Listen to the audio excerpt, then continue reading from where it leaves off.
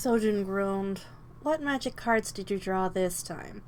Sol smirked as he revealed each of his cards. The Lovers, the Star, and the World. What are they supposed to mean? Seojun questioned. I have no idea, but it sounds exciting, doesn't it? Sol carefully tucked the 3 cards into his deck and placed the box into his bag. Seojun didn't believe in his friend's cards, but he couldn't help but wonder what they would mean. A few glittering snowflakes whisked past Seojun's walnut hair, and he shivered. Let's meet up with the guys before we freeze. Sol and Seojun walked together down the frosted street, warm puffs of air billowing upwards from their conversation. Seojun looked up at the rising morning sun, the light glinting in his chocolate eyes. He was going to miss this city. Sol opened the door to a cafe, releasing the tantalizing smell of a warm meal. Seojun's stomach rumbled in protest, ushering him into the building. The pair was met with familiar laughter, and they navigated through the empty tables towards their friends. Hey guys, sorry we're late. Seojun was busy talking to a Seojun swiftly stepped backwards, stepping on Sol's foot. A person who needed help with something, he finished. Sol pouted, but didn't correct him.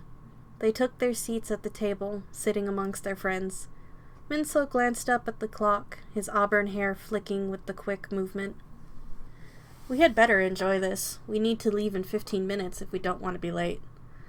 Sol whipped his deck of cards out from his bag, his eyes glittering with glee. Fantastic! I'll do a reading. Let's see how the debut will go. He shuffled the deck, folding the 2 halves together. Let's not jinx this. We've been in training for what feels like forever, and I don't want to take any chances, JP cautioned.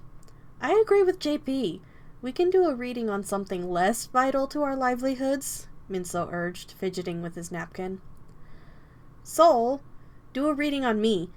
I want to know if this new place on Main Street is going to give me food poisoning, Alexei nudged. Sol scrunched his nose. I feel like you're making fun of me. I would never, Alexei replied, failing to hide his mischievous grin. Sol jabbed him in the side, and their conversation devolved into laughter and playful fighting. Seojun enjoyed the squabble from the opposite side of the table. He hoped their friendships would last, no matter what happened during their debut. All right, you two, let's get something to eat before we have to go.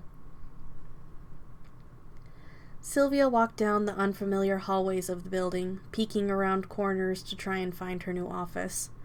The halls sprawled out into well-organized sections. The walls were decorated with beautiful art pieces. She paused to admire one of the paintings, a colorful rendition of the Seoul Olympic Gymnastics Arena. Sil, there you are! Can I call you that? A bubbly voice called from behind. Silvia turned to see a blonde woman striding up to her, a notebook tucked under one of her arms. We spoke over the phone yesterday. I'm Elaine, from Solaris Fashion Designs, the woman said with a pleasant smile on her face. Ah, yes, it's good to meet you. I'm fine with nicknames, Silvia answered politely. Now, if you'll just follow me, your orientation is going to be in our conference room. I like to call it the Creation Station, Elaine chattered, beckoning her to follow. Silvia had to increase her pace to keep up with Elaine, who happily showed her all of the surrounding rooms. I just know you're going to adore the cafeteria. I swear, it's like no other corporate break room you've ever seen. First, we should get your introduction over with. I'll show you everything else today after lunch. Elaine whisked around a corner, opening a gray door. Silvia stepped inside, amazed at all of the supplies.